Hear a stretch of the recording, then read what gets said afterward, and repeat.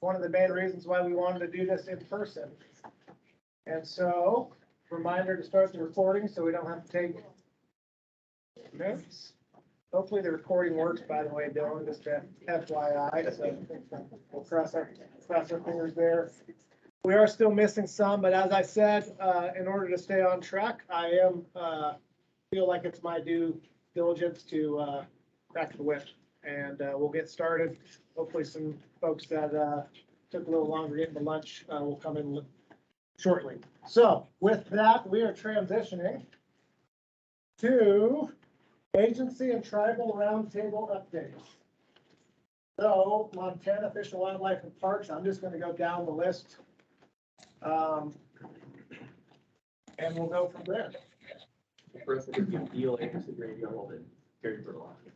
So Neil, you want to figure out what order you want to go in? Yeah, I go first if that works. Just give a brief update. I think everybody here's aware Tim Manley retired not too long ago. We have filled his position. And we're going to structure things a little bit differently. In the past, Tim Manley pretty much did all the Grizzly Bear work in the NCDE. And we had a different staff, Eric Wyndham, who did the Black Bears. We actually hired Justine Valerias as our other bear person. And then Eric Wyndham, who's been a long time bear specialist, working primarily on black bears, but done some grizzly bear trapping as well. He's going to be the other person, and we're going to split up the NCDE. So Justine will be kind of whitefish north, and Eric will be kind of whitefish south. And so hopefully it'll be a consistent pace for those folks up in those areas. Are they both grizzly bear and black bear? They're going to be both grizzly bear and black bear. I mean, basically, we same occupied territories, same discussions for the most part with all the public. Bear activity overall hasn't been too busy right now, but I think you mentioned it's starting to pick up. But we've had activity in, from Condon to Bigport, Coram, another spot, even all the way up to Eureka, which isn't unusual. We just see a lot of bears now in the valleys. It's right away in the spring.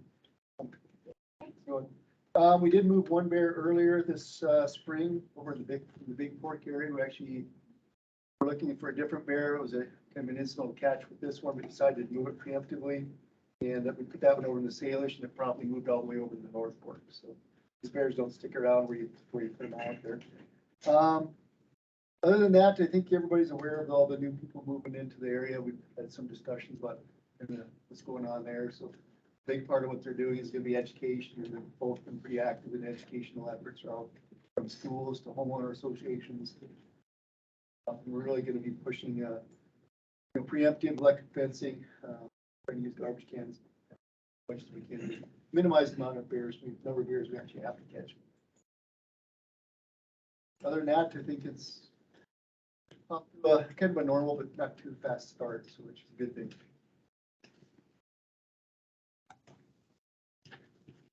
Who's next, and who do you want to have go, Neil? I think Randy. Randy looks like he's on. I don't know if Randy, you want to go? Yeah, you bet. So I might split this a little between myself and Jamie Jonkel. He's, I think he's plugged in by cell, but I think he's going to cover the same things I'd probably cover. So actually, let me start with Jamie, and so you don't get two reports here. If you're ready, Jamie. You bet. Can everyone hear me? Yes. Yeah. Yep. Okay. Let's see. Our bear team, as you know, consists of a bunch of people down here on the south end. We got Eli Hampson, who's been with us for quite a while now. We got Roy Trimbo, who's based out of Deer Lodge. Then we have a nice working relationship with the Blackfoot Challenge, where we have Eric Graham assisting us with stuff in the Blackfoot. And then we have our new recent hire, Bruce Montgomery, who's going to be down the Bitterroot. But all of us help each other out. So all of us will be involved with work in the NCDE there. And of course, we work closely with the Wildlife Services agents up down here on the south end and our wardens. And we have a lot of good relationships with almost all the NGOs down here. Let's see, lots of black bear stuff going on. It started about 2 weeks ago in the Missoula area, and now as the green up is creeping, up valley, we're starting to see stuff occurring, in the upper Bitterroot and the Sealy Lake area. But in terms of, grizzly stuff, it's been fairly quiet. Really, all of our issues have been sort of in that Helmville area. We're working with Wildlife Services with one ranch that runs grass-fed beef up there, and they're calving now. And we've had quite a few depredations on the calves, but it's tough, the calves are getting slicked up so fast. It's, it's hard to verify that, it was a predation. And so there's a lot of probables there. So we're going to be putting our heads together and trying to figure out how to address some of the situations on that particular place. Help them out a little bit because they're getting a lot of calves taken. Other than that, really not much is going on. Today we had our first grizzly bear garbage issue, and it's no surprise to us, but it's new to the Potomac Valley. On the eastern end of the Potomac Valley, we have a kind of it's almost like a little mini city, Camas Creek, Union Creek, Hole in the Wall, an area that we've been working with for years, but have really made no progress. Lots of garbage, lots of chickens, lots of goats, lots of pigs, you name it, it's there. We just had a little grizzly show up there yesterday. So we're just getting ready to sort of launch a management operation in there. No word on our South Hills female grizzly this year. She was very busy in the North Hills of the Rattlesnake. North Hills female grizzly. She was very busy in the North Hills last fall, but we've had no reports of her yet this year. Yeah, that's pretty much it. We did, get a report this morning too of what looks like 3 subadult grizzlies over in the Deer Lodge Valley. So that's probably going to make Rory's life miserable. Other than that, we haven't had any other outlier reports. We continue to work with all the NGOs. Blackfoot Challenge has got a bunch of big electric fence projects going on this summer with the NRCS, and we've got lots of little projects all over the place. We got our carcass pickup program, doing lots of preventative stuff, and that's pretty much all I have. Yeah, thanks, Jamie. And you covered the couple bullets I was going to hit, so nothing additional from me. Might bounce over to Region 4 to either Gary Bertolotti or his team there. I don't believe Gary's in. He asked me to step in and cover Region 4 for him. I'm Chad White. I'm a Grizzly Bear Management Specialist based out of Shoto. And I'll go through the notes that, the notes that Gary provided for us, and then I'll just cover a bit from our perspective here out of the Shoto area. We're fully staffed this year with and well funded with 2 specialists in their techs, Wesley Sarmento and myself, Chad White. Our technicians, we've got Daniel McHugh working with me, and Jack Austin, retired Region 7 Warden Captain, working with Wesley. And then we have a carcass pickup program that is improving and expanding this year. We're including education and prevention, and with that we have a new position that's filled by a gal named Erin Fenger from the Sweetgrass Hills. Erin's primarily tasked with carcass collection, and we're taking all those carcasses to the Valier landfill, and that program really has been growing a lot. People are really starting to jump on that program and take advantage of it. So we're hoping that continues. We're trying right now to keep it localized in areas that are densely populated with grizzly bears, but where we have time available, we're trying to expand that program some more. That effort is funded in part by Safari Club International and Outdoor Legacy Foundation. And then in the winter months and the softer times of the year, Aaron will be doing plenty of education outreach and some more prevention work as well with electric fencing and such, welding grain bin doors, things of that nature.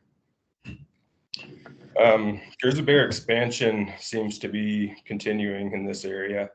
We've got new bear sightings, detection, should I say, in the Moccasin Mountain Range north of Lewistown, namely the North Moccasin Mountains.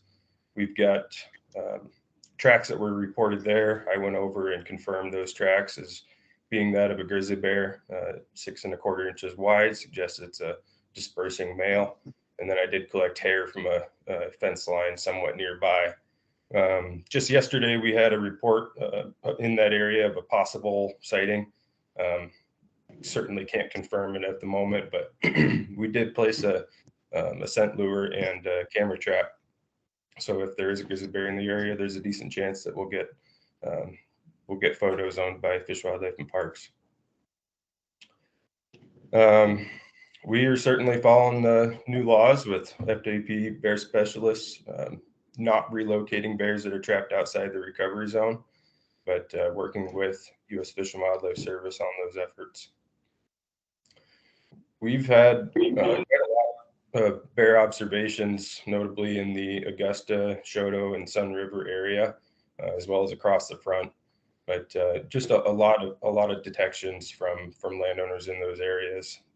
The Sun River community seems to be one that is not accustomed to living with grizzly bears, and they have been having quite a number of sightings. So we've been spending more time in that area with education efforts and such, working with those landowners, placing game cameras on the properties, things of that nature. We have a range rider program on the north front. It's being utilized as a tool to prevent conflict. And so Gary's got a note in here about the Lewistown Bear last year. Last year, 2021, we removed a large 5 to 6 year old male just south of Lewistown due to livestock loss and conflict. That was with Wildlife Services because it was a livestock issue. And then also in 2021, in the Big Sandy area, we had 2 presumably sibling bears that were observed in the Missouri River Breaks area, just outside of Big Sandy, east of Fort Benton. And then since that time, that year, we had some other tracks that were identified in that general area. We have been working quite a bit with in interagency capacity with other folks, including Wildlife Services, U.S. Forest Service, Montana Department of Transportation, and Blackfeet Tribe. Some of those efforts include, working alongside Wildlife Services on livestock depredation issues, working with Forest Service personnel on bear safety training and backcountry trapping efforts, DOT with highway stuff and grizzly bear crossings, including electric fencing around carcasses that are highway hit. We've been working on some research projects with grain bin studies.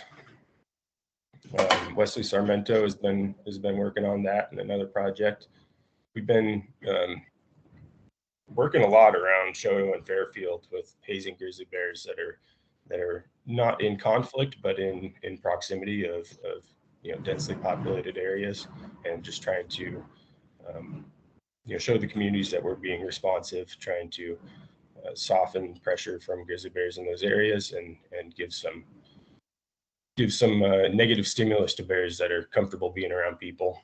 We've been giving out lots of bear sprays. So far this year, we've given out 32 plus bear sprays. We've got 5 electric fencing projects that we finished so far this year, and a lot more to come, you bet. We've done a lot of education efforts so far. We got 7 efforts that we think we've reached more than 225 people with those efforts. And we have some new efforts to collar bears in areas where we don't have any collar data, which would potentially help us gain some information on bear movement and identify preventative projects and conflict-prone areas. We'll be working with the trend team for trapping in the backcountry to hopefully increase the grizzly bear monitoring efforts here on the East Front. We've got a couple of encounters from fishermen along the Sun River area. No conflicts though, but certainly close encounters. Expected depredation in the Blackleaf area, several calves that were lost, similar to what Jamie said, but in the Upper Dearborn area, one of those places where we did put a collar on a very old male, probably close to 28 years old. Unfortunately, he lost that collar already, so we don't have information off of that bear. We had 4 depredations that were confirmed in the Augusta area on 3 different ranches in 5 days. And in conjunction with Wildlife Services, we did remove that bear and have not had any other reports of depredation since that time. And then we've had some depredation, or 1 depredation that was confirmed in the South Fork Dearborn area. So far, just in May and April, we've got 40 new bear calls, 25 old calls. Old calls being a bear that callers are revisiting. 21 responses to those calls and 30 other calls. So that's kind of what I have for a quick overview from the Region 4 perspective and the Shoto Grizzly Bear Management perspective. Thank you. All right, thank you, Chad. That's Bill. I'm sorry, was there a question? No, I just said thank you, Chad. Appreciate it. I was asking Thank to you. see if there's anybody else from Fish and Wildlife Parks. I think so, yeah. I think Justine and Eric were hoping to be here, but I think they've got a few things going on, so they weren't able to make it. Okay. And I would mention too, I forgot to mention Kim Andis is our bear specialist out of the CYE. And all 3 of them are fully staffed too. Chad mentioned that, but we're pretty fortunate. So we've got 3 tech working with each one of our bear specialists. Excellent. Thank you. And we did have, is it Tabitha? Yeah, yeah. Can Yeah, you introduce yourself and then give your USGS? sure. Yeah, I was at another meeting this morning, so couldn't join until later. Yeah, this is, I'm Tabitha Graves. I'm a research ecologist with the USGS stationed up in West Glacier. And yeah, I just wanted to quickly hit on a couple research projects that are ongoing. We, as part of a multi-agency collaboration around US2 and connectivity, we've been working on some black bear models of what's driving where they can cross Highway 2. And that's still ongoing. These are all still ongoing. No like papers coming out just in the short term. We're also working on a huckleberry project where that's in collaboration with Glacier National Park Citizen Science Program. And people are basically taking an app with them when they go out hiking and recording information about huckleberries. And then we have a analysis of variation in grizzly bears across time that's also focused on the park using the genetic data set, the long-term genetic data set. I think the only other thing that I wanted to just mention is that Frank Van Manen and the team down in Yellowstone continues to work with Fish, Wildlife, and Parks on the integrated population model. That's it. Answers questions. I guess I should have asked if there's a question for Montana Fish and Wildlife. Any question for either one of the 2? Subcommittee? Anybody online?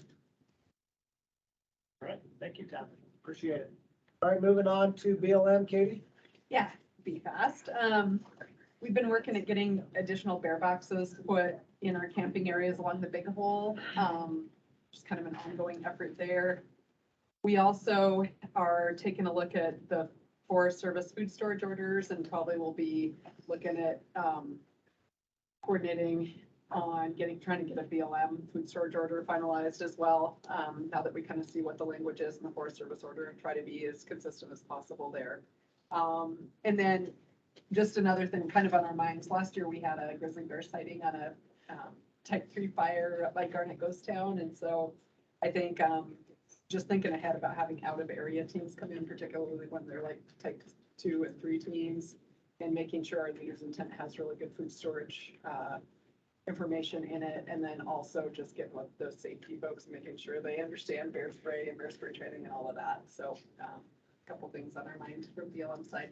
That's it. Any questions for Katie?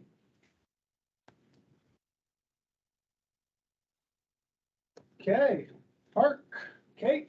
Yeah, so I'll tag team with John, who will tell you what you really want to know, but I will share that we did hire a permanent superintendent for Glacier National Park. His name is Dave Romer, so he will be the NPS rep on the subcommittee. He is coming to us from Redwood National Park in California. I don't know that he has any grizzly bear experience, but he has worked as a biologist and resource manager.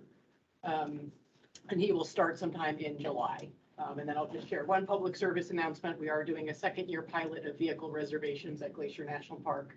It starts next Friday, the 27th of May. And I think I'll turn it over to John. Yeah, Dave Romer is a grizzly. The beard. Well, yeah, I thought you meant the beard.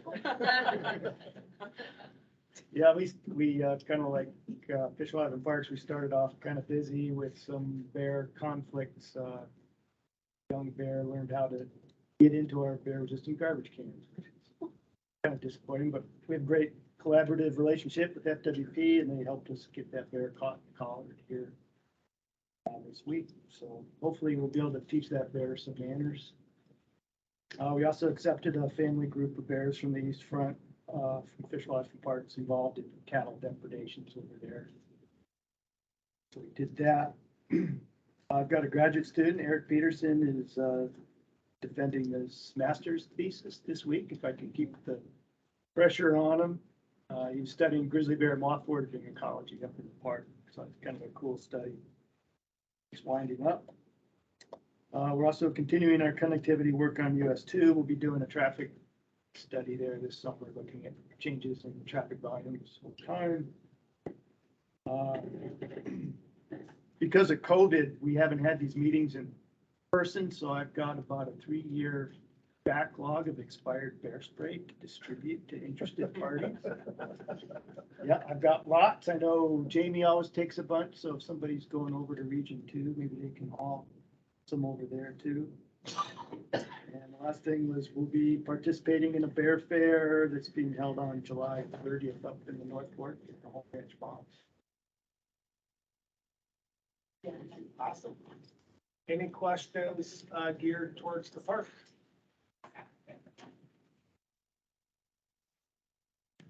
See any online? Excellent. Did Paul join us from Alberta? Yeah, I didn't hear him. Those folks joined late, so. That's some spraying. Okay. All right, we will move. Garth? Yeah. Garth, any updates from up north?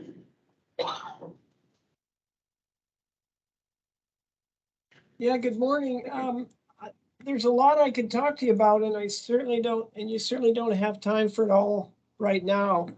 I guess I would mention two things that on our side of the border I don't know where the NCDE goes all the way into Canada actually, but I would say it has to go to Highway 3. And so at the north end of the ecosystem, the biggest source of mortality is road and rail accidents and conflicts in people's yards in the Fernie Sparwood corridor along Highway 3.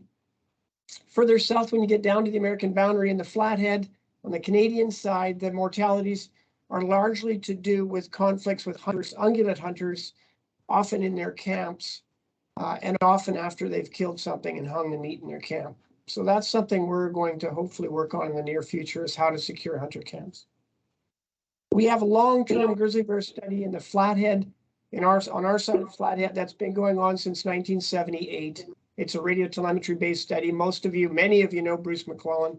He started that study, and that study is still going on. And there's been a whole bunch of DNA work and some camera grid work and berry monitoring work that's been added to the study over years. But I won't go into it more than that, other than to say that on our side of the border, there is a great deal of monitoring of grizzly bears going on as well, similar to what Cecily talked about earlier this morning.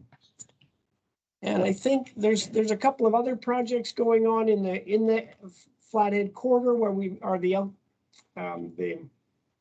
Fernie corridor where we've collared bears and looked at causes of mortality, things like that. There's a very high mortality rate of grizzly bears in that area, the highest in the province. And you know, at some point I could perhaps present some results from that work.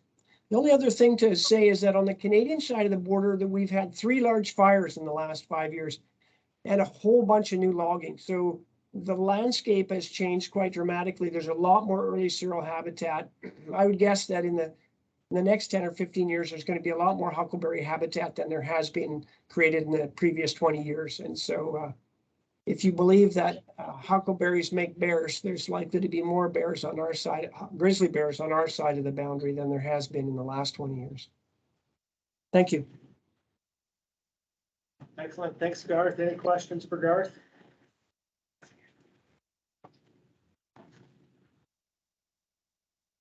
All right, moving to U.S. Forest Service. We'll start with the Helena Lewis and Clark and Rob. Hey, you bet. Rob Gump, Lincoln Ranger District. Couple things to report on. Filling in for Emily Platt, our new forest supervisor, who started the first part of April, took Bill Avy's place, retired at the end of December. We had another retirement in the NCDE, the wildlife long-term, 20 years wildlife biologist there at Lincoln that kind of covered that south end.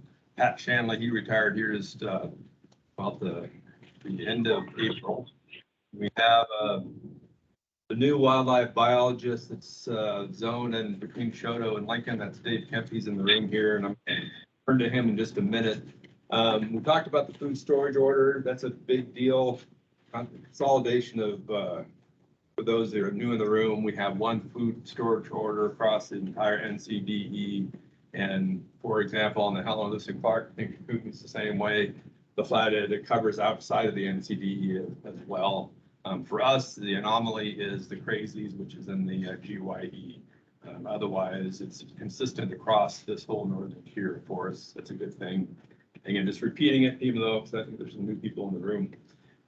And then for us, very specifically in October, we have a new forest plan. And with that new forest plan, we were able to basically roll in some critical items around grizzly bears. And I'm gonna turn to Dave, and Dave can introduce himself, and he can kind of touch base on that. Sure. Hi, everyone. Dave Kemp, new biologist out of Shoto for the front.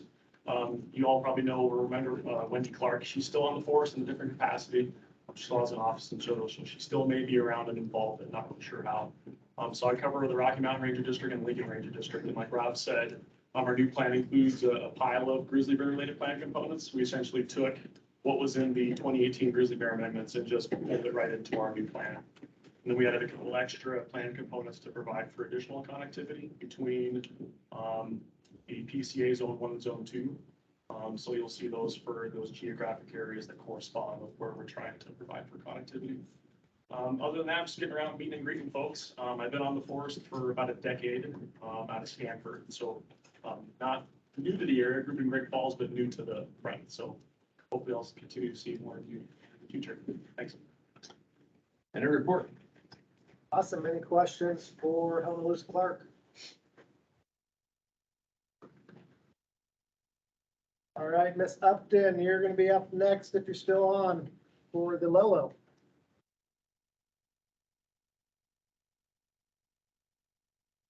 Maybe. Not, we'll come back to you. Greg, I see you on too. Greg Gustina. Fortunately, I know your name. Go ahead, Greg. Yeah, I'll go ahead and give some updates here for the Lolo. Of course, food storage order again. We have that as well, which also covers the forest into the Cabinet Yaak and the Bitterroot. So covers our entire forest, and we're in the 3 ecosystems there. So it was good to get that done. We are pending biological opinion for the forest. We submitted an assessment for the entire forest earlier. Well, I guess it was late last fall. And so we'll have, for grizzly bear, we'll have one biological opinion for the entire forest, which would be good because we have multiple different ones over years. So it'll be nice to consolidate some of that. We've been working with the Fish Wildlife Service on a number of different projects, including, as Hillary mentioned earlier, the relocation. We've been providing them information about areas and also working with Jennifer on working on the sites this summer for collecting fur samples and some of that. And in terms of personnel, we are back up to, we have two journey level wildlife biologists, a program manager, and wildlife biologist who works for the two journey levels. And we're going to add one more wildlife biologist here in probably the next few months. So we are finally at full strength. It's been a long time, but it should help us manage a lot of the grizzly bear issues and work with the agencies a little bit more smoothly. And I think that's all I have. Awesome. Thanks for pinch hitting there, Greg, on the spot. Well done. Any questions for the Lolo? Okay, I'm going to, for the Flathead National Forest, Amy Jacobs did get a position with the regional office, so that was our longtime biologist. Luckily, the agency is holding on to her for a little bit longer at the regional office, and she's doing great work there. That has put a gap in personnel-wise for us. On the Flathead, Mark Ruby just finished a detail who's sitting behind me, and I'm actually going to kick it to him and Michelle for updates here in a second. Probably the other one to note, so we did have a lawsuit on our forest plan where the judge did find the biological opinion to be deficient, and so we're working our way through that process to hopefully get to a place where we can start implementing projects again. And I think we're really close to be able to do that. So those are the updates that I know, and I'm going to ask Michelle Gregory or Mark to give some of their updates that they have. Kathy Ake couldn't be here today, but she asked me to maybe pinch hit for her, speak to our biennial road density baseline report. Every 2 years, we report on the road densities that form the baseline conditions on the forest here in the ecosystem. Kathy, unfortunately, this winter had some emergency and lingering health issues. So while she normally does the work of 3 or 4 people, she wasn't quite as speedy as she normally is putting all that stuff together.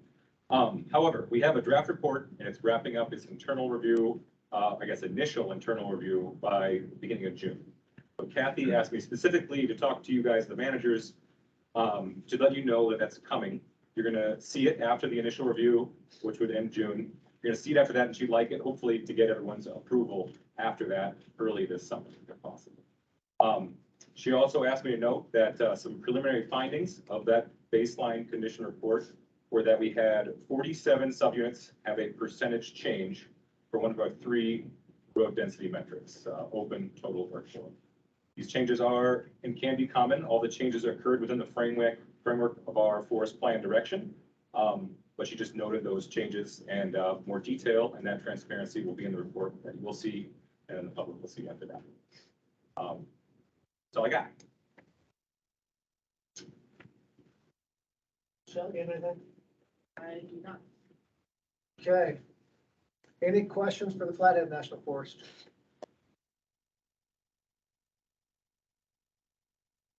Okay, moving on to Don't Kootenai. forget to.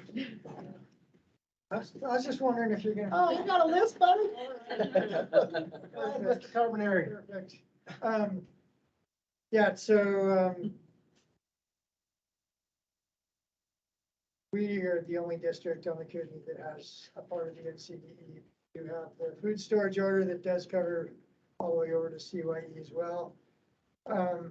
One of the interesting things for me this spring was meeting with all of our range permittees, and just how positive they were all toward the Range Rider program, and that we work with wildlife services on. So that was pretty cool to hear from all those long-term permittees and how successful that has been.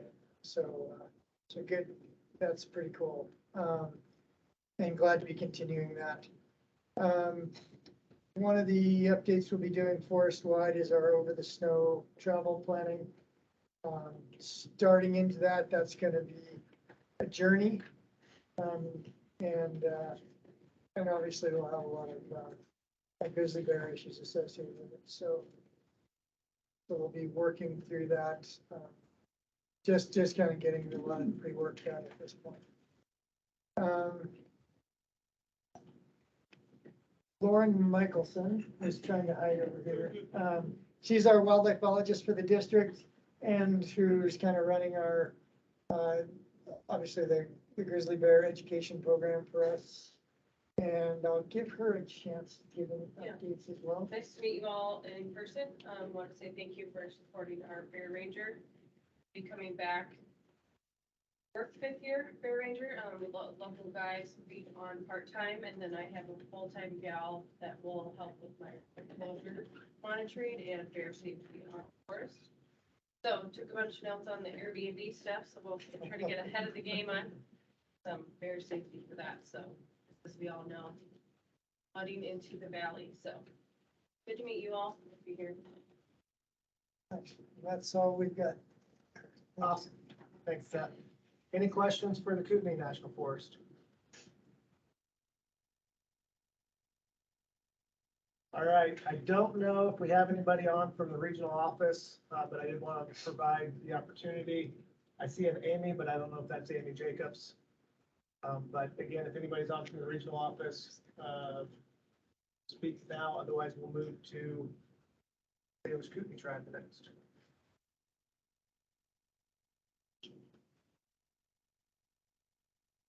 All right, here in silence. Well, we've had a bit of shuffling this spring in the Tribal Wildlife Program. So Peyton Adams and Peyton Alexander are now going to be doing a lot of the grizzly bear management and the work for the tribes, as well as black bear conflicts and other kind of more concerns. Well, I'll let Peyton, I'm going to give just an overview of how the spring has started off this year. Yep. I'm Peyton Adams, biologist with CSKT. So far this year, we have captured and collared 2 grizzly bears, research captures, doing a study with Marcel Hauser structures. They have a geofence along the way to hopefully see when and where data that shows that paper crossing. These were of the 2 captured. One was a new capture, 2-year-old male capture.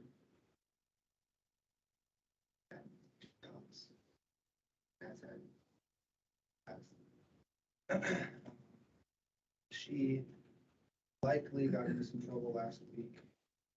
Grain shed that was open and some grain was gotten to it.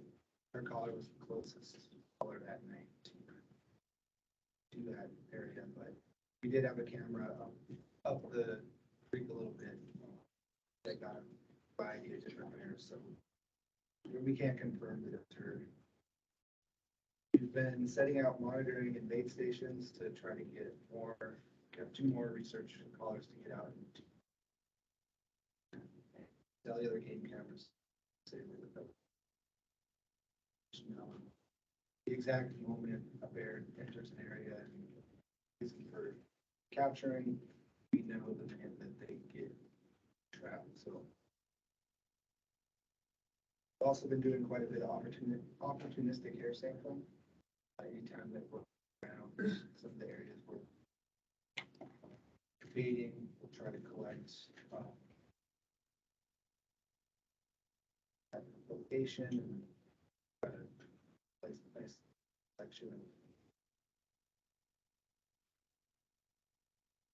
Also been installing bear room, trying to encourage the bears. Heard from Eric Graham the specific types of that he's in to actually trap the bears. That gives their opportunity. Animals, like it. And then we're sort of grizzly related, more black bear, but get into and kind of doing some stuff to get information. Saving niches. There is bad black bear problem. Occasionally we'll have grizzlies, but community is, it takes a lot of, right now, research and a lot of data collection just to track down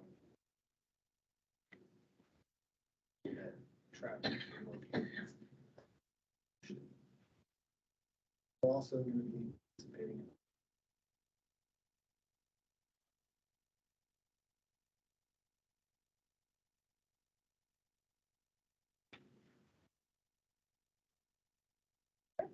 All right. Any questions for the Salish Kootenai trapper?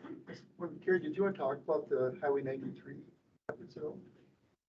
Yeah, so we are, we have, we've been working with MDT and a bunch of other folks in preparing for the section of highway reconstruction between Post Creek and Rodan. I believe the tribes are working with some other entities to potentially put through some funding to initiate and do be able to implement some additional wildlife crossing structures, potential overpasses, and expansion bridges along that section of highway as well. And so we're looking into some additional funding for some additional options on that in that project.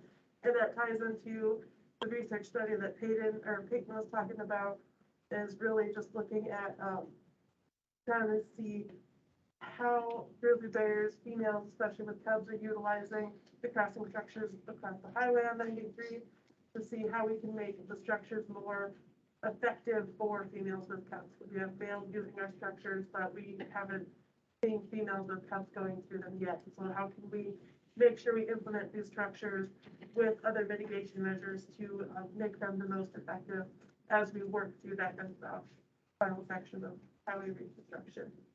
And then a couple of things that we've been doing with grizzly bears, and last year we implemented a fruit gleaning program in the Mission Valley that was really successful.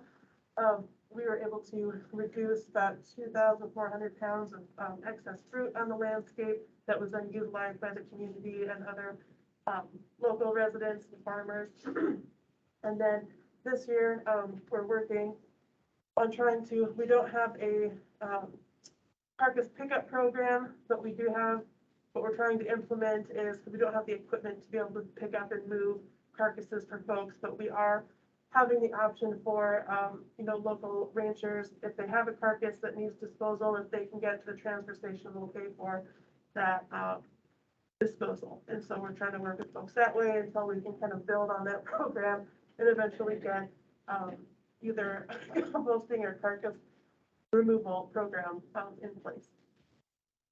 So just a couple other projects on the horizon. Awesome. Anybody else have any questions or ticklers for the Salish Kootenai tribe?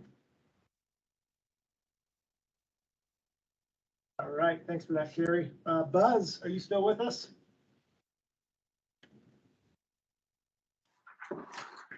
Buzz might be.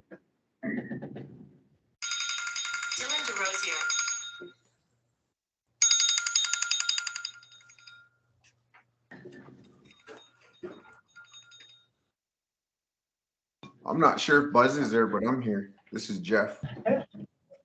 Go ahead, Jeff. Well, it's been a pretty busy year for us so far. So as of today, we have about 60 calls, conflict calls. We have 20. I don't know the exact number because I work with Skippy and Glenn out of Wildlife Services, but we do have about over 20 calves that have been killed, confirmed. Oh, man, I'll have somebody go tell him. We just muted them. We have some power here. Oh, okay. We have 6 captures so far this year. One we did remove. He was an adult male that we have an electric fence around a calving pasture. That's about 36 acres, and it did good until the last 4 calves this year, and the bear got in and killed them. Got into some of the feed that they had stored inside the fence and stuff, so we end up removing him. Couple non-target bears, some were released on site. One we relocated over to Whale Creek over on the west side. 6 mortalities. One is under investigation that happened early on. That was a collared bear right around end of March, beginning of April. The one we removed for the depredations, we had one get struck by the train, one by a vehicle, and 2 that we sat out and shot with wildlife services because they were bears killing cattle. One was just yesterday that we removed, and the other one was a couple weeks ago in the same area. In this area that we're dealing with here, we just found another calf yesterday that I'm sure that sow that we put down yesterday was coming from. She had just killed between 6 and 8 o'clock while I was there. Excuse me. So we gave her quite a few chances, and calves kept turning up dead, so we ended up removing her. Because we've been so busy with depredations, I mean, we're just running. We've been pretty busy, working a lot of hours. It's starting to, I guess it shows when we are busy that a lot of my conflict prevention work I'm not getting to it in a timely manner, I don't feel. And I'm starting to fall behind on that, on a lot of our electric fences that we kind of maintenance and get up and going in the spring for campgrounds and things like that, for food storage and trash cans. And I guess right now I'm working on, I have a trap out to do a preemptive move on a 2-year-old female that was just kicked off this year, and she's just kind of hanging out close to campgrounds and things. And she came out of the park, and we arranged to move her if or when we catch her. So,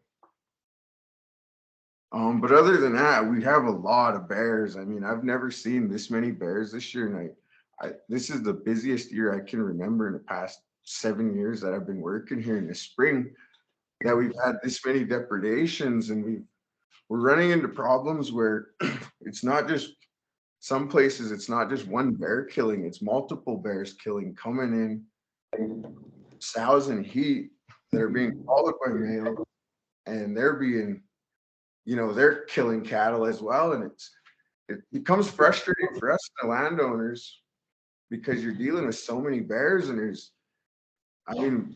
it's happening within 200 yards of a guy's house. We've had 4 killed within 200 yards.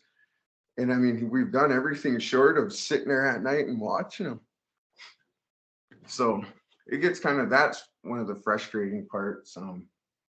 It's just, we've had a lot of bears, and I was helping out Steve and Milan and Kyle up in, they were doing some research trapping. So while they were here, they were helping me out. But I kind of wanted to help, be with them a little more. And I just couldn't do it. And I was thankful they were here to try to help me get some collars out. Unfortunately, we didn't get any collars out the week they were here. Other than that, I mean, there's only 2 of us working right now. Next week, I'll have 2 more starting on Monday. And hopefully the week after that, I'll have another guy be back up, and we won't be so burnt out. But we've been struggling over here.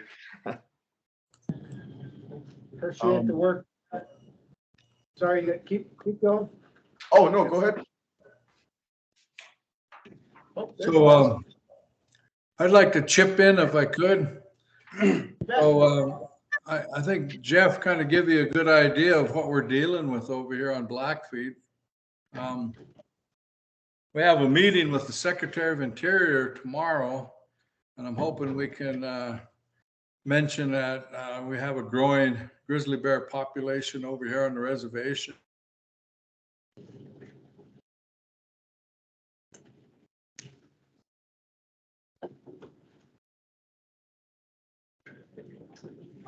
Hey Buzz, if you can hear us, you might need to turn your video. Am I still on? Can you hear me? Yeah, you might need to turn your video off if you're having network problems. That's been a trick that we use so we can at least hear you. Okay, so I think the challenging part down the road for us is going to be that a lot of these problems we're having with depredation are sows with yearling or 2-year-old cubs, and they're learning that behavior. So, I mean, and we don't have a family trap over here. So, you know, we're trying to do our best to take these bears out of the area. Sometimes we have to remove them. And I think Hillary's been good about letting Jeff have the flexibility to remove some of these bears. But it's going to be a growing problem because we have a growing population on the reservation. So just wanted to put that information out there. We're going to need some help. I know it was last year or so, the Fish and Wildlife Service give Wildlife Services $500,000 for, you know, non-lethal kind of grizzly bear electric fencing. I think we're going to need that kind of help here on Blackfeet, or we're just going to continue to get more and more frustrated ranchers that are wanting us to do something, and we're kind of getting up over our heads a little bit.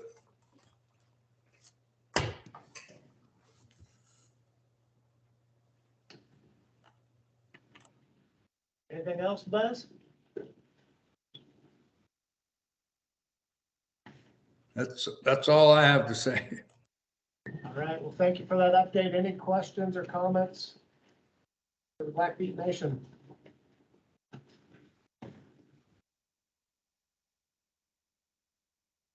All right, thank you for that. We're moving on to Craig, Wildlife Services.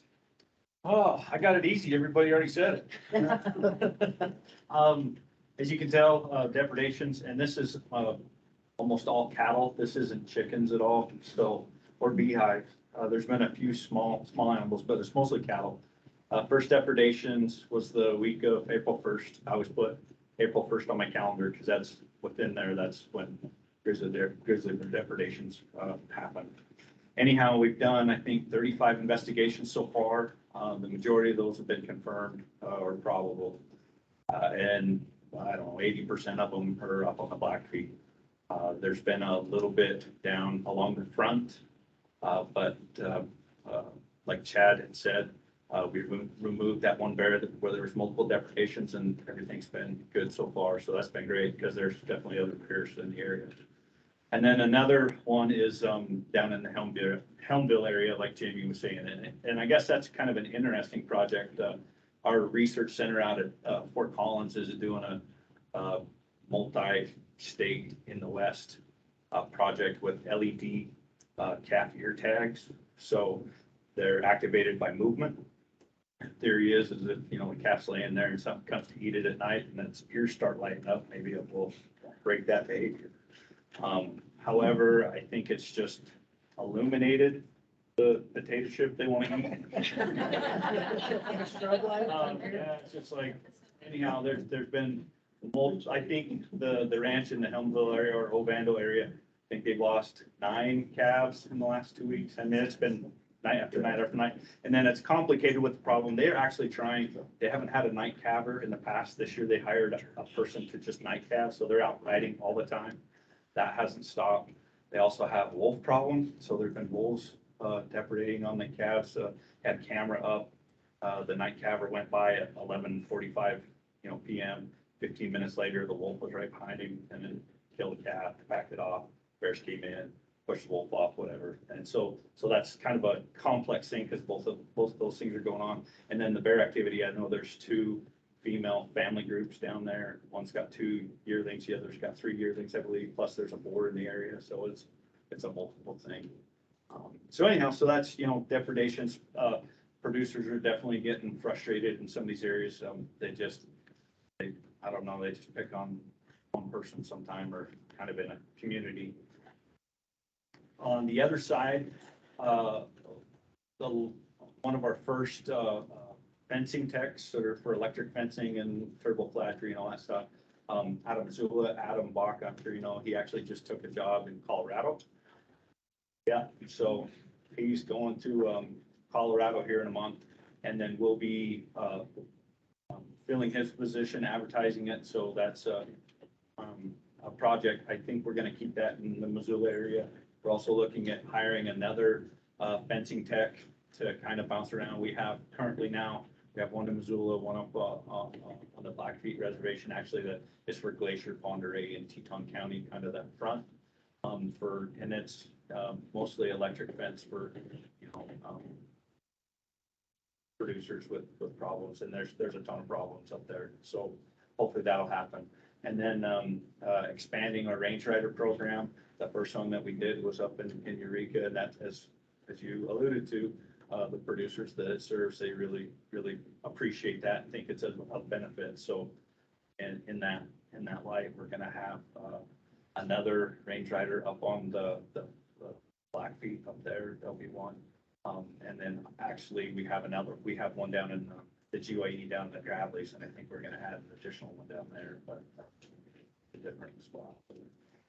Anyhow, that's kind of the update from Wildlife Services.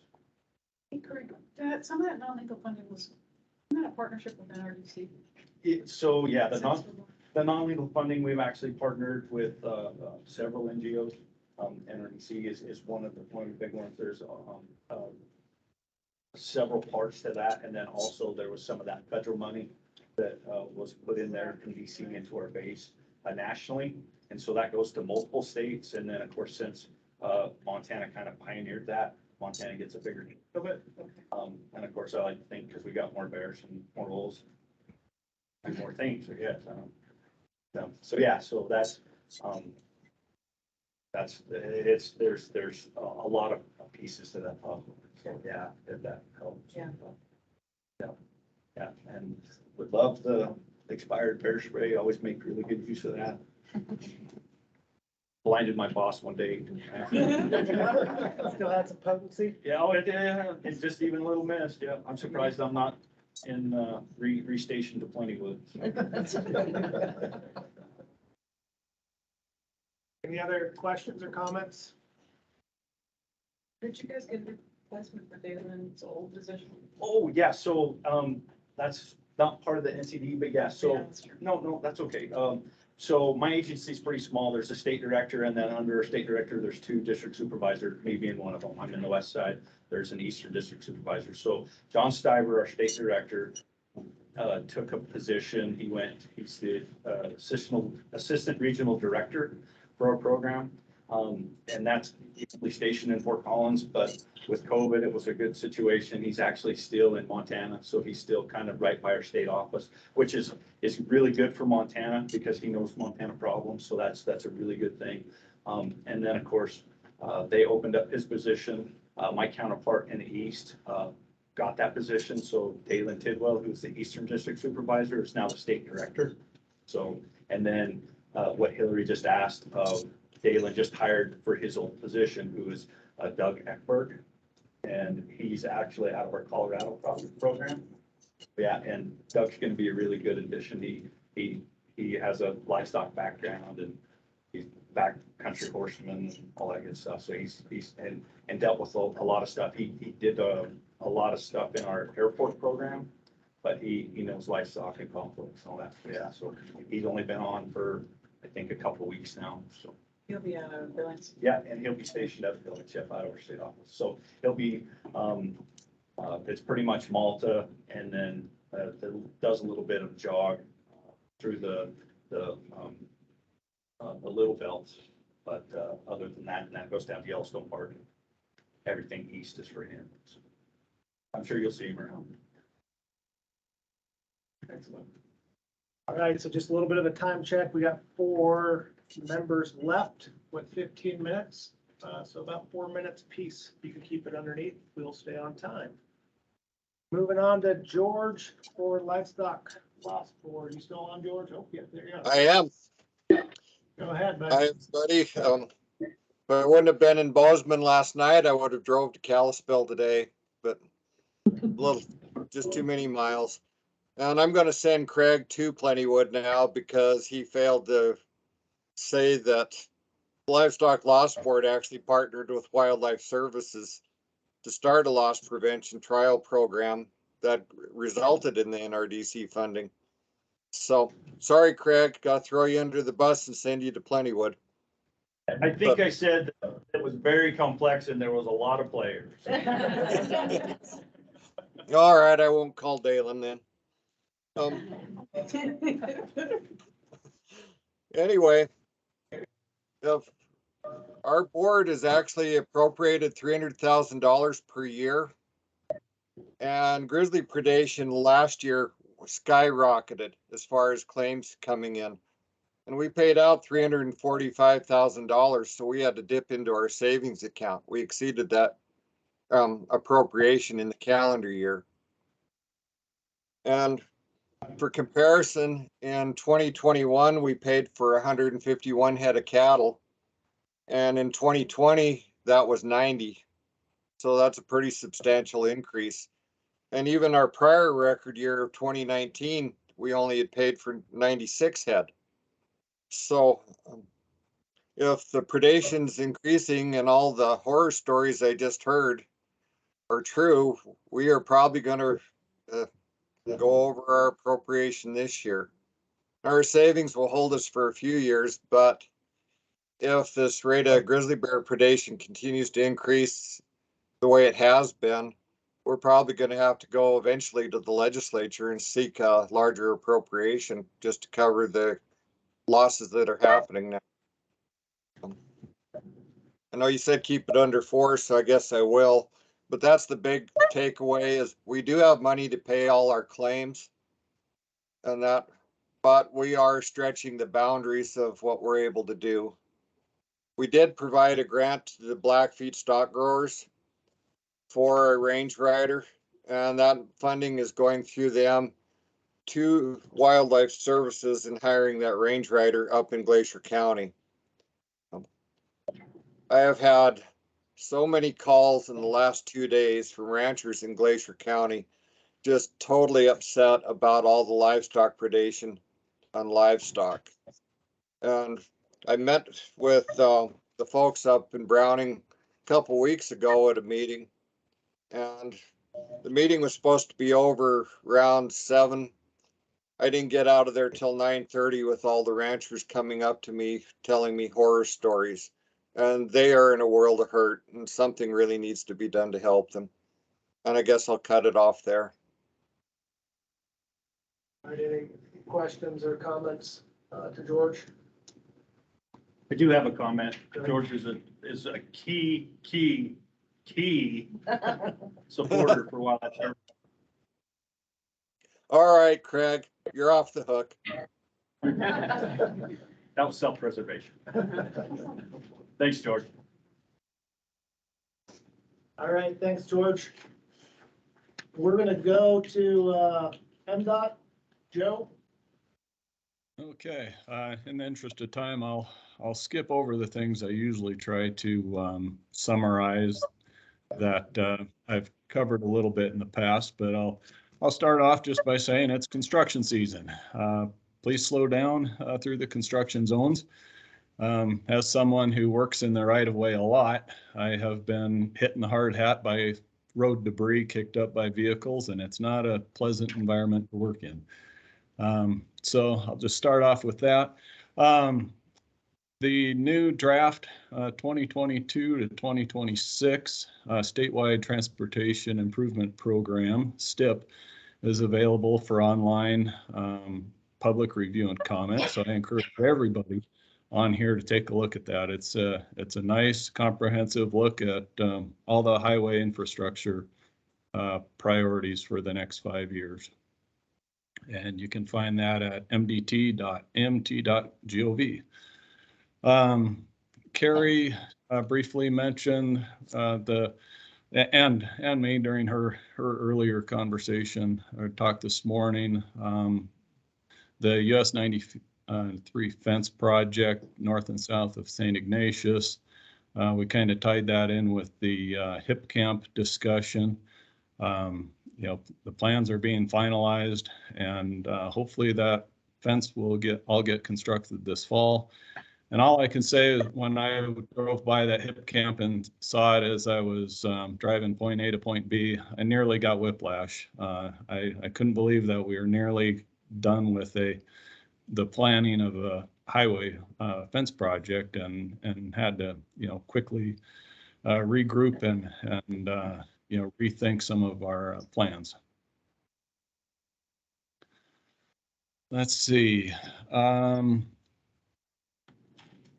guess Carrie also mentioned the work that's going on with the 93 Nine Pipe and Post Creek area. That's actually part of a Federal Highway Administration nationally significant federal lands and tribal projects program, NSFLTP. Love the acronyms. But MDT is collaborating with CSKT and a private consultant to see if we can get a grant application prepared. It's a very short notice period. If and when that funding becomes available, we have to have materials ready to submit in very short order. But if we are successful in acquiring that grant, it would really expedite getting the 93 North section finished in the Nine Pipe area and Post Creek. And it might allow us to do some additional work like Carrie was mentioning about getting a wildlife crossing structure in. And one of the locations was just north of Nine Pipe Lodge, and that would be a great accomplishment if we could do that.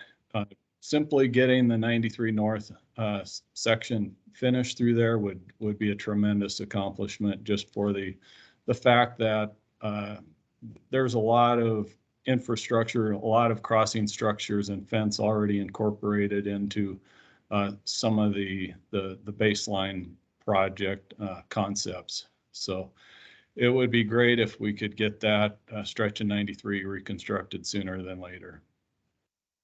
I touched on real briefly last time the bipartisan infrastructure law.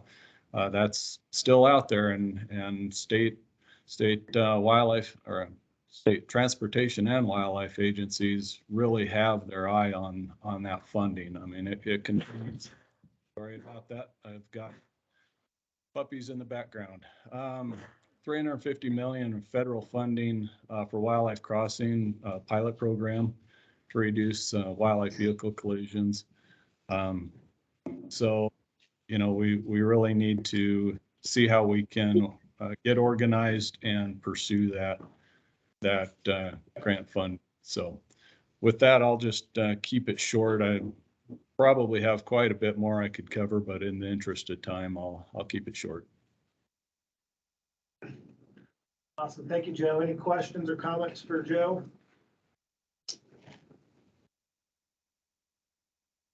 All right. Excellent, Joe. Really appreciate that. And Chris, DNRC. I don't have a lot to report for DNRC.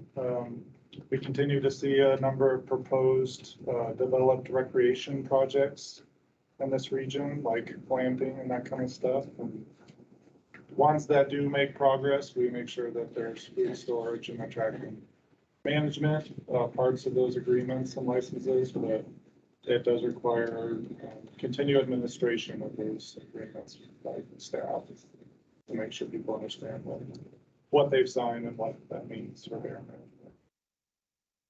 Got it? You just made up some time. Any questions for DNRC? All right, last but certainly not least, Hillary. Yeah, I've got three things. So update on our petitions. Got 3 petitions in front of us still. Montana asked us to delist the NCDE, Wyoming asked us to delist the GYE, and Idaho asked us to delist the lower 48. So we evaluate petitions in the formal process, where we have our first evaluation that says, we're not making a decision right now. Yes, we should delist. What we say is there enough info in the petition that the action may be warranted? And if we say yes, then we have a year to do like a status review. So we haven't made the final decision yet. We were waiting to have all 3 in hand. So we're working on that. Our SSA, Jennifer updated our SSA. First time we published it last year. We have added new data and new literature, and that's on our website. And we're going to be doing that every year. Take a look at 300 and something pages of good information. The other one is we have a new project leader for Montana. You know, Jody Bush was the project leader and she left last year. Ben Connard has been acting. The new project leader will be on board July 4th-ish about. Adam Zaranar, he's been with the service for a while. He's right now he's the field supervisor for the Austin Ecological Services office in Austin, Texas. He's been there for 15 years. Before that, he worked in headquarters in the listing in our listing program, and he was also in Sacramento. Done some fishery stuff too. So that'll be good to have a permanent person on board midsummer. So he should be here at the next meeting. Any questions for Hillary for Fish and Wildlife Service?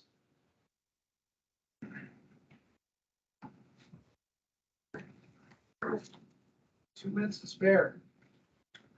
So we're going to enter into the public comment period. We do have quite a few folks online. So what I'm going to ask to try to do this hybrid aspect is for you to raise your hand. If you're online, I would ask to keep your comments to 2 to 3 minutes. And if you have questions, we're going to jot them down, and if time allows, we will get to them before 2 o'clock. If we run out of time, we will, and we haven't answered all the questions, or we haven't got to all the comments, and we will ask, is it David? David, are you still on? Email info at IGBC. You can email the info at IGBC.com, and that'll go to David, and he can disseminate that out. So we'll just play this by ear. So again, if any public in the room has comments that they want to, I'd ask you to just come up to the front of the room and state your name, if you have an affiliation, and then we'll go from there. You have one hand right now? Sure, Patty, we'll start with you. Hello, my name is Patty Ames, and I'm with the Flathead Lolo Bitter Citizen Task Force. And I want to start by just thanking all of you for the amazing work you're doing. And I had 2 questions. One is kind of a concern and a question regarding the genetic augmentation program. I guess my concern is that habitat linkage protections might dwindle if you start augmenting bears. And I'm wondering, my question is will you have a process in place to maintain the protection of the linkages? And my second question is regarding the predation on the Blackfeet Reservation. I'm wondering if, like, how many of the animals that are killed are free range livestock. And I wonder if that has to do with an increase in predation. Those are my questions. Excellent, Patty. So I got both those questions down. And again, we'll get to questions if we have time at the end. And I'm assuming we will, but we'll see what happens. Looks like Mr. Hammer, you got a question? Yeah, hand up. Or, yeah. Go ahead. Yeah, my name's Keith Hammer. I'm with Swansea Coalition, a local conservation organization here in Flathead. And I just kind of wanted to follow up on some of the reports from the Flathead and the other forests. And as Kurt mentioned, there was a challenge to the Flathead Forest Plan, and we were one of the plaintiffs, like one of 4 or 5 that brought that litigation. It went before Judge Malloy in Missoula. And he basically ruled on a couple hit a couple important points that applied to this room and to the conservation strategy. And he basically ruled that when the agencies moved away from the old Amendment 19, the previous forest plan here, which is where we came up with these parameters to measure open road density, total road density, cap those, and then to put a floor underneath the amount of grizzly bear security core, he ruled that arbitrary and capricious. That we basically are resting on our laurels that helped get the grizzly bear recovery to where it is today, and then decided we're not going to do it anymore. More importantly, what I want to point out, as we have through the whole conservation strategy, is that the way those parameters are measured were changed. And so while the whole emphasis of the Flathead Forest Plan or the conservation strategy is to maintain the habitat conditions for bears and their security that they had in the year 2011 is not being maintained. Since the Flathead Plan was signed in December of 2018, we have projects in the works, as Kurt Steele mentioned, that they feel like they're about ready to start rolling on again. And there's about 60 miles of new road construction, and also including going back out and rebuilding roads that were removed under Amendment 19, putting them back into timber production as logging roads. And there's also 80 miles of mountain bike trails, new trails being added out there on the landscape. There's no way this is going to maintain those 2011 habitat conditions. What's being maintained is this numbers game as though it's 2011. We no longer count roads in total road density. We don't count trails. There is not a trail density standard. Amendment 19, least acknowledged, as most of the research that's been discussed around here, is that even hiking, and especially high levels of hiking, displaces grizzly bears. That's no longer acknowledged in the Flathead Forest Plan or the conservation strategy. So we can add, in this case, just using the Flathead as an example, 80 miles of new bike trails, so it has no impact on bears because it doesn't change those baseline numbers at all. We can add 60 miles of logging roads, and it will not change those numbers at all because we're just not going to count them in road density. I've been coming to these meetings for 30 something years, and it flabbergasts me. And I don't really have a question in this. If there is one, is the Forest Service and the Fish and Wildlife Service ever going to get around to acknowledging what the judge told you, which is that this is arbitrary and capricious? The other aspect that he had in his ruling is that he is concerned, and the reason he handed it back to Fish and Wildlife Service for a new biological opinion, is he wasn't convinced that this scheme, whether it's from the Flathead Plan in this case, or the conservation strategy, was really going to maintain those habitat conditions. And that these changes wouldn't become permanent. So thank you. Thank you for your comment, Keith.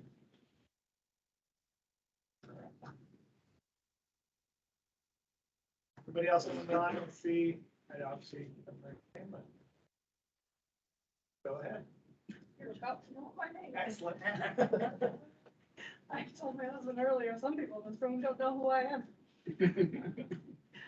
My name is Trina Jo Bradley. I am a producer from the Rocky Mountain Front where all the action is happening. I'm also the executive director of the Rocky Mountain Front Ranchlands Group, which serves the entire front, including the Blackfeet Reservation.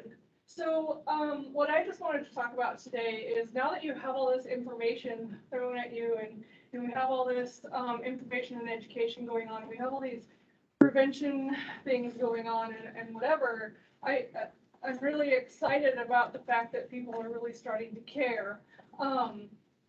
But what really frustrates me is that I still, if I look out my living room window and see my baby calves being killed by a grizzly bear, I still can't do a damn thing about it. So I can call and say, hey, my calves are getting killed, and somebody will eventually show up. By no fault of their own, they're very busy, they can't just show up immediately. But what we need to pursue is, some changes to the 40 rule, which I've talked to Hillary about since the day she started her job here. But we need to think about things that are actually gonna be helpful right now. We're always looking to the future, and there's not enough funding for anything that we could possibly need. But what we're looking at here is the displacement of ag producers by grizzly bears if we don't start doing something, because there's so many things working against us all the time, and grizzly bears are one thing that could be controlled better, but aren't because of the Endangered Species Act. I also wanted to tell John, thank you very much for taking my brother's bears. That was very kind of you, which leads me to my next point, which is it's really hard to find a place to put those bears. So in that case, it was preventative. They weren't sure if the sow and her cubs had killed my brother's calves, but making sure that she wasn't going to actually do it again if it was her, they took them to Glacier Park. But it took those boys a long time to find some place to put those bears. So that's just one more thing. Like, if no one would have taken them, they would have had to turn them loose right back where they started, and then we would have had more issues. So I just wanted to make you guys aware of, like, it's real. There are reals on the ground, and I can't go home from the office every day and say, gosh, tomorrow I'm really gonna think about something to do about those grizzly bears, because they're literally in my front yard all the time. Thank you. All right, thank you, Tria. Claudia, I see you're online with your hand up, and then you'll be next.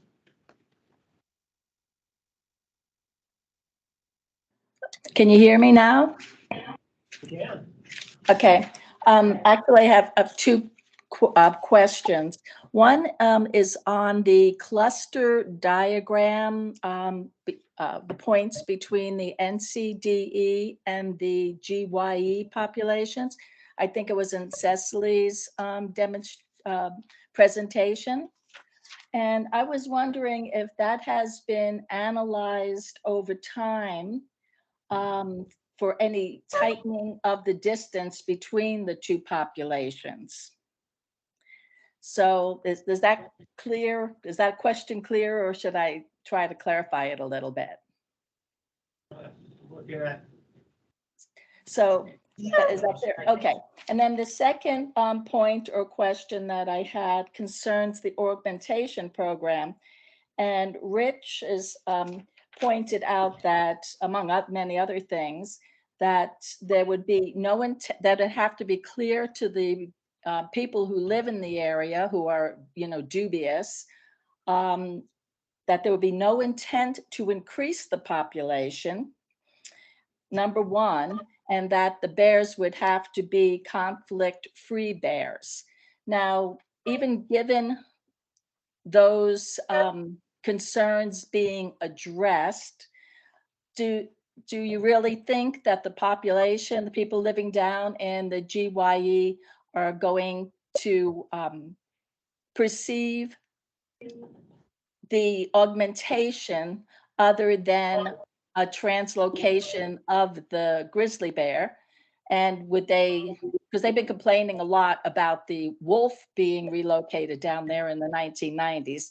So would that be the same mindset that you would have to be up against? And could you overcome it? I'm going to repeat that and make sure I'm interpreting. Do we think that the population and the human population will perceive that as a positive or negative? Is that kind of? No, well, the people at experimental wolf relocation, they've consistently said that those are Canadian wolves. They shouldn't be there. They never should have been brought there. And it has been an objection to having any tolerance for the wolf population. So augmenting the population into the GYE, would that run against the same opposition from the people who live in the area? And could the agencies overcome that? Rich, you got that question if we have time? Okay. All right, thank you for that, Claudia. Any other questions?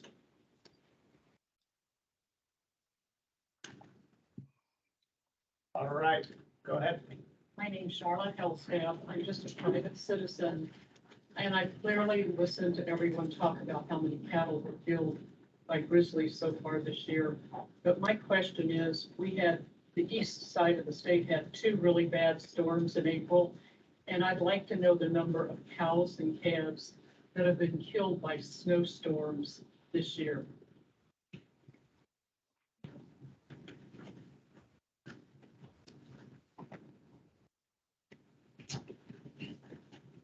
Okay, any other questions? And then we'll just take it from the order that they were and see how far we get in the next 5 minutes. But I want to make sure that folks feel like they've had a chance to comment and or ask questions.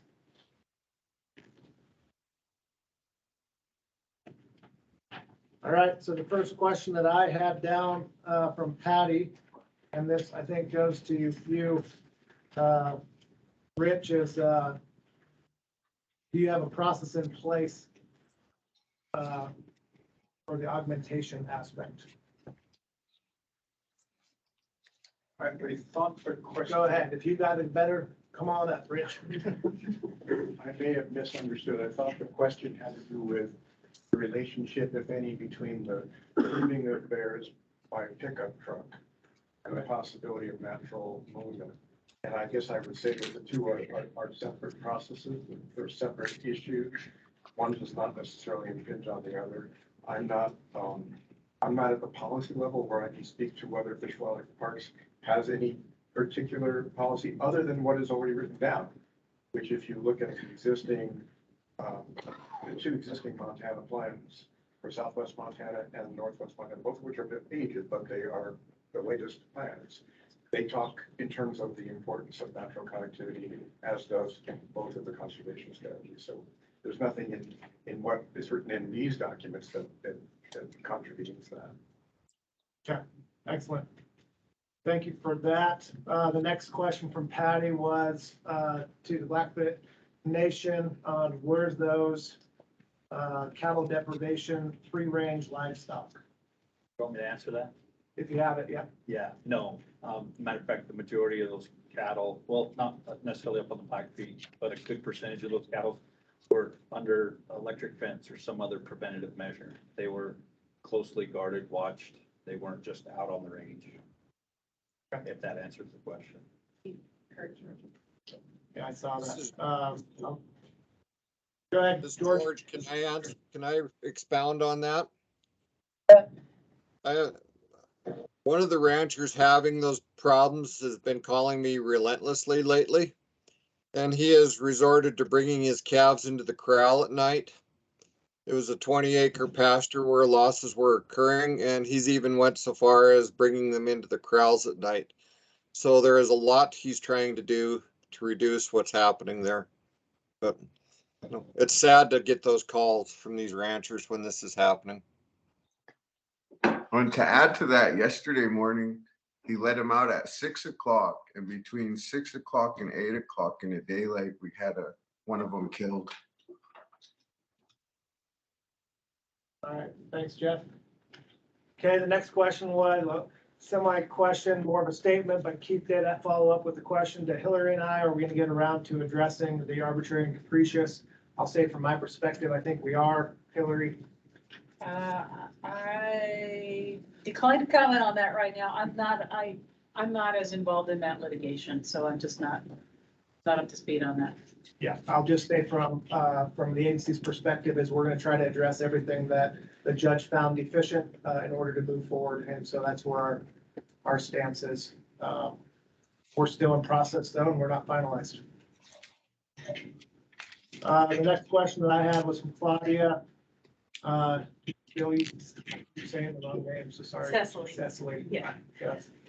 I don't think those 2 clusters are essentially describing the genetic relationships. So it's, those clusters do get more spots in them as we get more and more genotypes. Each of those dots is a genotype, and they're clustering together because they have similar genetic makeup.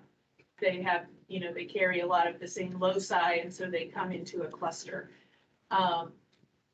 So they're not going to get closer because of geography. They're only gonna get closer if there's actually an individual that came from one population and got to the other population, or if there was potentially a hybrid between the two populations, and then maybe you'd see a dot that might look a little bit in between the two clusters. So geography really isn't part of that diagram, except for there being two clusters of more closely related individuals. I hope that helps. Excellent. And then Rich, this was kind of yours, but it was also more of the politics question. But that last question that Claudia had for you, do you have any comment on that? I think the question was, have we thought about the possible objection from ranching community or others in the greater Yellowstone system that they don't want to have? They're certainly aware of the fact that anytime you move an animal, it takes on a different hue than an animal that is moved on its own. We're certainly aware of that. One of the proposals, one of the reasons this is draft is that I have suggested that basically, I think this was a key decision for the Yellowstone Subcommittee, that in the mortality limits for the Yellowstone, if a bear is moved from NCDE into Yellowstone and that bear survives at least a year and has thus become sort of a resident of the Yellowstone, that count as a reverse mortality in the mortality limits. That has not been thoroughly discussed, and that it may not be accepted. But we do similar kinds of things with candidates, and it's not that different from the protocol that we used to estimate the mortality. When you have a collared animal that is known to die, that doesn't get fit into the part that has to be estimated because it's a known mortality. So if we have a known addition, that could be one way to reassure the public in the Yellowstone area that we're not attempting to increase the population. But there may very well be people who are opposed to the idea, and there are biological reasons for doing it, and the attempt is, and all of this paperwork is to minimize the chance that that's going to result in more careful confidence. All right, thanks, Rich. And obviously being in the Yellowstone aspect, that's that social political side that we will let Yellowstone system. So really appreciate it. All right, with that, we are 3 minutes over. Oh. But we answered all the questions. Can I just address Trina's Go ahead. comment? A little bit of a question about relocation sites. Just letting you know, we actually looked at a lot of sites this year, but because of the snow conditions, most of ours were just not available because the early timing of this incident. So there was an effort to try to identify other areas in the park is gracious enough, obviously, to had one that we could get to, but a lot of them we just could not get to. Okay, with that, great to see everybody's face in an in-person meeting and hybrid for those folks that were on the hybrid. We'll see how we do this in the future, but really appreciate the time. And with that, really appreciate everybody's time and meeting adjourned. Thank you.